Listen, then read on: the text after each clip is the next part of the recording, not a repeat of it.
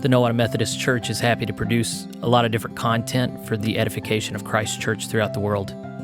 This daily segment that you're listening to right now corresponds with the Daily Bible Reading Challenge, which is hosted by Christ Church in Moscow, Idaho. If you want to download the list of readings that they publish for yourself or learn more about this challenge, this initiative, go to BibleReading.ChristKirk.com. I'm Jeffrey Rickman. I'm the pastor here in Nowata, and I read from the Berean Standard Bible, which you can also find at Berean.Bible. Consider subscribing to this podcast to be a part of this daily effort to grow in familiarity with and love of God's holy word. Let's dive in for today. Hey, I'm Jeffrey. I'm the preacher here at the Nowata Methodist Church. This is a regular program that I do where I'm reading through Scripture, and I'm glad you joined me. And I'm happy because we're starting Samuel, and I love Samuel. I love ancient Israelite history. There's still a ton about it that I don't know and hope to know someday, but it's just wonderful stories. So I hope you benefit from this as much as I know I'm going to. All right, 1 Samuel 1. Here we go.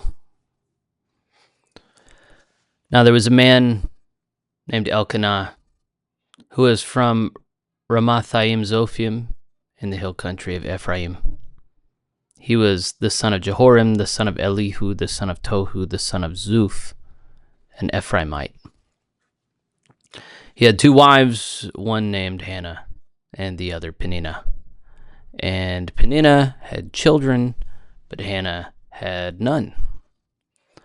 Year after year, Elkanah would go up from his city to worship and sacrifice to the Lord of hosts at Shiloh, where Eli's two sons, Hophni and Phinehas, were priests to the Lord. And whenever the day came for Elkanah to present his sacrifice, he would give portions to his wife Peninnah and to all her sons and daughters. But to Hannah he would give a double portion, for he loved her even though the Lord had closed her womb. Because the Lord had closed Hannah's womb, her rival would provoke her and taunt her viciously. And this went on year after year. Whenever Hannah went up to the house of the Lord, her rival taunted her until she wept and would not eat. "Hannah, why are you crying?" her husband Elkanah asked. "Why won't you eat? Why is your heart so grieved? Am I not better to you than 10 sons? So after they had finished eating and drinking in Shiloh, Hannah stood up. Now Eli the priest was sitting on a chair by the doorpost of the temple of the Lord. In her bitter distress, Hannah prayed to the Lord and wept with many tears. And she made a vow, pleading, "O Lord of hosts, if only you will look upon the affliction of your maidservant and remember me, not forgetting your maidservant, but giving her a son. Then I will dedicate him to the Lord all the days of his life, and no razor shall ever come over his head." As Hannah kept on praying before the Lord, Eli watched her mouth. Hannah was praying in her heart, and though her lips were moving, her voice could not be heard. So Eli thought she was drunk, and said to her, "How long will you be drunk? Put away your wine." "No, my lord," Hannah replied, "I am a woman oppressed in spirit. I have not had any wine or strong drink, but I have poured out my soul before the Lord. Do not take your servant for a wicked woman, for all this time I have been praying out of the depth of my anguish and grief." "Go in peace," Eli replied, "and may the God of Israel grant the petition you have asked of him. May your maidservant find favor with you," said Hannah. Then she went on her way, and she began eating again, and her face was no longer downcast. The next morning Elkanah and Hannah got up early to bow and worship before the Lord, and then returned home to Ramah. And Elkanah had relations with his wife Hannah, and the Lord remembered her. So in the course of time, Hannah conceived and gave birth to a son. She named him Samuel, saying, "Because I have asked for him from the Lord." Then Elkanah and his house went up to make the annual sacrifice to the Lord and to fulfill his vow. But Hannah did not go. After the boy is weaned, she said to her husband, "I will take him to appear before the Lord and to stay there." permanently. Do what you think is best, her husband Elkanah replied, and stay here until you have weaned him. Only may the Lord confirm his word. So Hannah stayed and nursed her son until she had weaned him. Once she had weaned him, Hannah took the boy with her along with a 3-year-old bull, an ephah of flour, and a skin of wine. Though the boy was still young, she brought him to the house of the Lord at Shiloh. And when they had slaughtered the bull, they brought the boy to Eli. Please, my lord, said Hannah, as surely as you live, my lord, I am the woman who stood here beside you, praying to the Lord. I prayed for this boy, and since the Lord has granted me what I asked of him, I now dedicate the boy to the Lord. For as long as he lives, he is dedicated to the Lord. So they worshiped the Lord there. 1 Samuel chapter 2. At that time Hannah prayed, my heart rejoices in the Lord, in whom my horn is exalted. My mouth speaks boldly against my enemies, for I rejoice in your salvation. There is no one holy like the Lord. Indeed, there is no one besides you, and there is no rock like our God. Do not boast so proudly, or let arrogance come from your mouth, for the Lord is a God who knows, and by him actions are weighed. The bows of the mighty are broken, but the feeble are equipped with strength. The well-fed hire themselves out for food, but the starving hunger no more. The barren woman gives birth to 7, but she who had many sons pines away. The Lord brings death and gives life. He brings down to Sheol and raises up. The Lord sends poverty and wealth. He humbles and he exalts. He raises the poor from the dust and lifts the needy from the ash heap. He seats them among princes and bestows on them a throne of honor. For the foundations of the earth are the Lord's, and upon them he has set the world. He guards the steps of his faithful ones, but the wicked perish in darkness. For by his own strength shall no man prevail. Those who oppose the Lord will be shattered. He will thunder from heaven against them. The Lord will judge the ends of the earth and will give power to his king. He will exalt the horn of his anointed. Then Elkanah went home to Ramah, but the boy began ministering to the Lord before Eli the priest. Now the sons of Eli were wicked men. They had no regard for the Lord or for the custom of the priests with the people. When any man offered a sacrifice, the servant of the priest would come with a 3-pronged meat fork while the meat was boiling, and plunge it into the pan or kettle or cauldron or cooking pot, and the priest would claim for himself whatever the meat fork brought up. This is how they treated all the Israelites who came to Shiloh. Even before the fat was burned, the servant of the priest would come and say to the man who was sacrificing, "Give the priest some meat to roast, because he will not accept boiled meat from you, but only raw."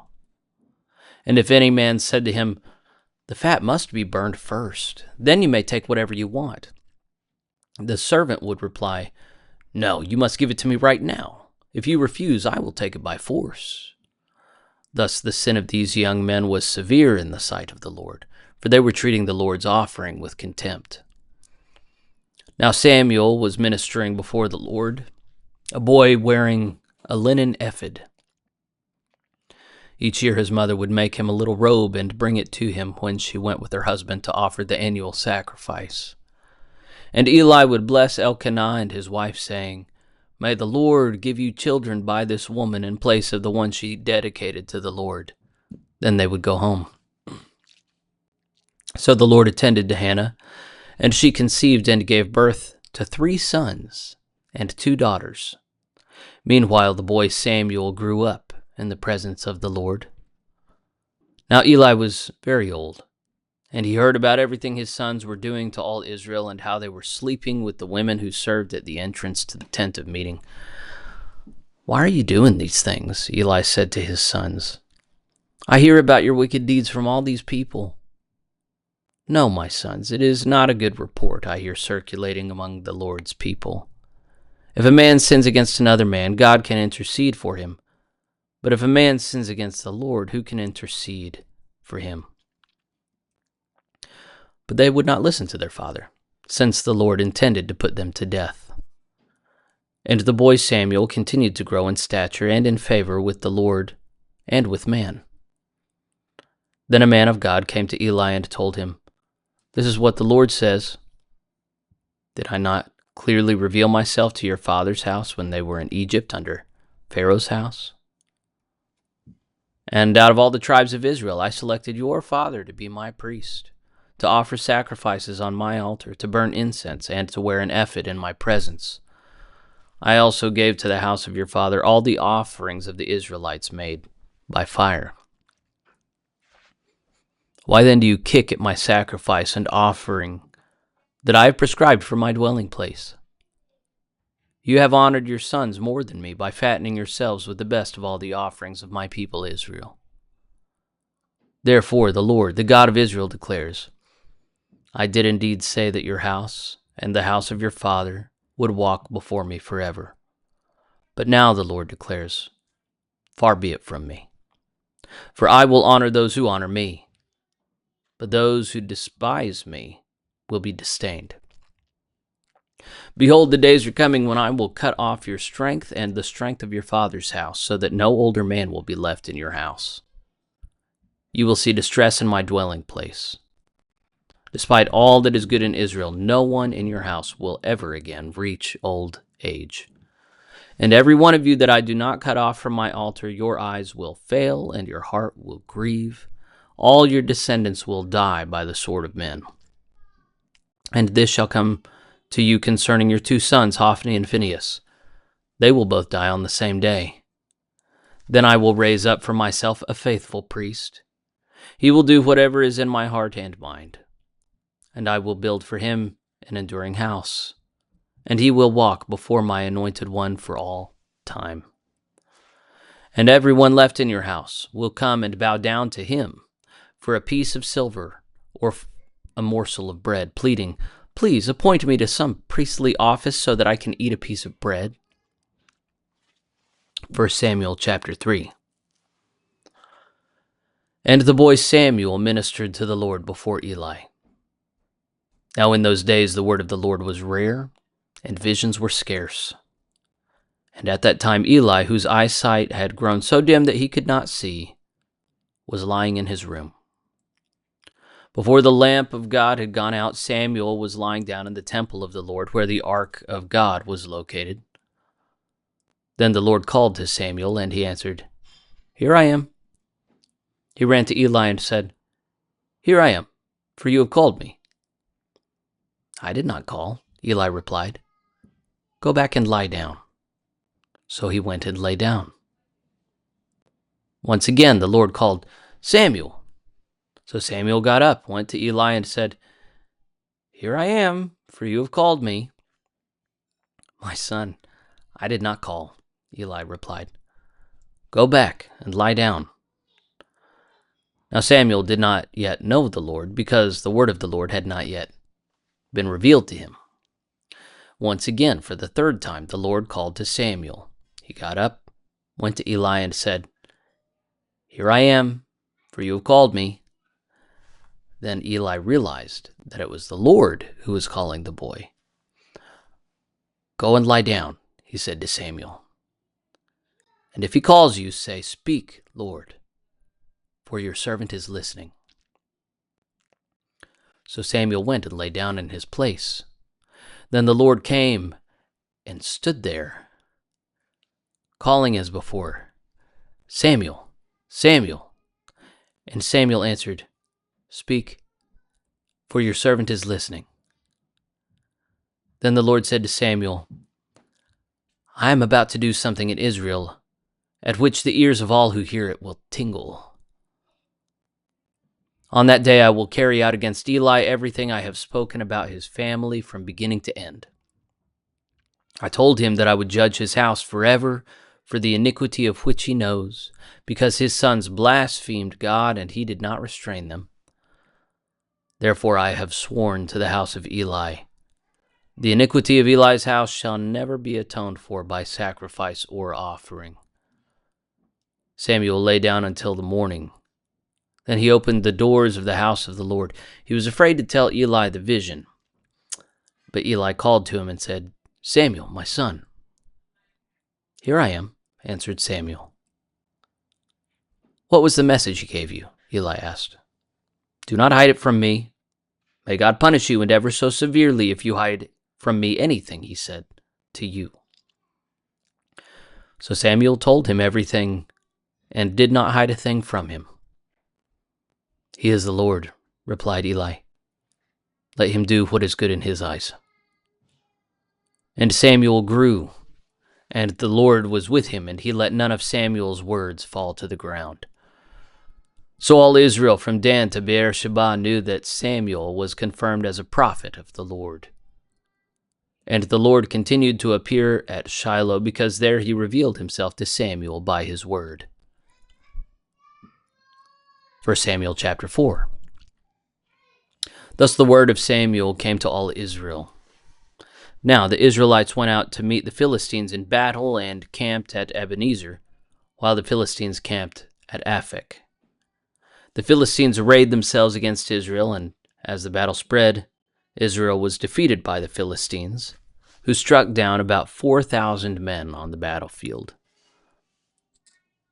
When the troops returned to the camp, the elders of Israel asked, "Why has the Lord brought defeat on us before the Philistines today? Let us bring the ark of the covenant of the Lord from Shiloh, so that it may go with us to save us from the hand of our enemies." So the people sent men to Shiloh, and they brought back the ark of the covenant of the Lord of hosts, who sits enthroned between the cherubim. And the two sons of Eli, Hophni and Phinehas, were there with the ark of the covenant of God. When the ark of the covenant of the Lord entered the camp, all the Israelites raised such a great shout that it shook the ground.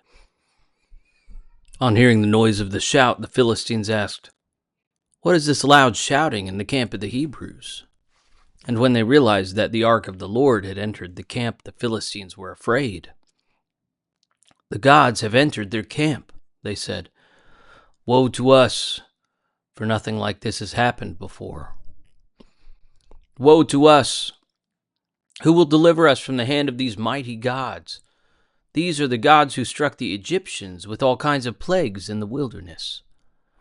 Take courage and be men, O Philistines. Otherwise you will serve the Hebrews just as they served you. Now be men and fight." So the Philistines fought, and Israel was defeated, and each man fled to his tent. The slaughter was very great. 30,000 foot soldiers of Israel fell. The ark of God was captured, and Eli's two sons, Hophni and Phinehas, died. That same day, a Benjamite ran from the battle line all the way to Shiloh, with his clothes torn and dirt on his head. When he arrived, there was Eli sitting on his chair beside the road and watching, because his heart trembled for the ark of God. When the man entered the city to give a report, the whole city cried out. Eli heard the outcry and asked, "Why this commotion?" So the man hurried over and reported to Eli. Now Eli was 98 years old, and his gaze was fixed because he could not see. "I have just come from the battle," the man said to Eli. "I fled from there today." "What happened, my son?" Eli asked. The messenger answered, "Israel has fled before the Philistines, and there has been a great slaughter among the people. Your two sons, Hophni and Phinehas, are both dead, and the ark of God has been captured." As soon as the ark of God was mentioned, Eli fell backward from his chair by the city gate, and being old and heavy, he broke his neck and died. And Eli had judged Israel 40 years. Now Eli's daughter-in-law, the wife of Phinehas, was pregnant and about to give birth. When she heard the news of the capture of God's ark and the depths of her father-in-law and her husband, deaths of her father-in-law and husband. She collapsed and gave birth, for her labor pains overtook her. As she was dying, the women attending to her said, "Do not be afraid, for you have given birth to a son." But she did not respond or pay any heed. And she named the boy Ichabod, saying, "The glory has departed from Israel," because the ark of God had been captured and her father-in-law and her husband had been killed. "The glory has departed from Israel," she said, "for the ark of God has been captured." 1 Samuel chapter 5. After the Philistines had captured the ark of God, they took it from Ebenezer to Ashdod, carried it into the temple of Dagon, and set it beside his statue. When the people of Ashdod got up early the next morning, there was Dagon, fallen on his face before the ark of the Lord. So they took Dagon and returned him to his place. But when they got up early the next morning, there was Dagon, fallen on his face before the ark of the Lord, and his head and his hands broken off and lying on the threshold. Only the torso remained. That is why to this day the priests of Dagon and all who enter the temple of Dagon in Ashdod do not step on the threshold. Now the hand of the Lord was heavy on the people of Ashdod and its vicinity, ravaging them and afflicting them with tumors. And when the men of Ashdod saw what was happening, they said, "The ark of the God of Israel must not stay here with us, because his hand is heavy upon us and upon our God, Dagon." So they called together all the rulers of the Philistines and asked, "What shall we do with the ark of the God of Israel?" "It must be moved to Gath," they replied. So they carried away the ark of the God of Israel. But after they had moved the ark to Gath, the Lord's hand was also against that city, throwing it into great confusion and afflicting the men of the city, both young and old, with an outbreak of tumors. So they sent the ark of God to Ekron. But as it arrived, the Ekronites cried out, "They have brought us the ark of the God of Israel in order to kill us and our people." Then the Ekronites assembled all the rulers of the Philistines and said, "Send away the ark of the God of Israel. It must return to its place, so that it will not kill us and our people." For a deadly confusion had pervaded the city. The hand of God was heavy upon it. Those who did not die were afflicted with tumors, and the outcry of the city went up to heaven. All right, we'll pick up there tomorrow. For now, the closing bit is going to be from Psalm 8. O Lord, our Lord, how majestic is your name in all the earth. You have set your glory above the heavens. From the mouths of children and infants you have ordained praise on account of your adversaries, to silence the enemy and the avenger. When I behold your heavens, the work of your fingers, the moon and the stars which you have set in place. What is man that you are mindful of him, or the Son of Man that you care for him? You made him a little lower than the angels. You crowned him with glory and honor. You made him ruler of the works of your hands. You have placed everything under his feet, all sheep and oxen, and even the beasts of the field, the birds of the air and the fish of the sea, all that swim the paths of the seas. O Lord, our Lord, how majestic is your name in all the earth. The word of the Lord. Thanks be to God. All right, well, that was your intro to Samuel, and we'll hear a lot more along that path, but it might be worth checking out more if you have like extra time to do reading, learning about the Philistines, who they were, what they were about. We're going to hear, of course, the Bible's position, but also there is a lot of archaeological evidence and stuff being found, kind of substantiating a lot of what we find in the Bible. So it's a really cool time to be alive, and just keep in mind as we're reading this stuff, this corresponds with real history. Our God is the God of history. The Bible is a historical document. That's not its primary purpose, but it's also not irrelevant. God God is true because the history around him, I mean, it's only natural that the history we learn about him is true history. So anyway, that'll close us off for today. Hope it was a blessing to you. I'll see you tomorrow. Bye.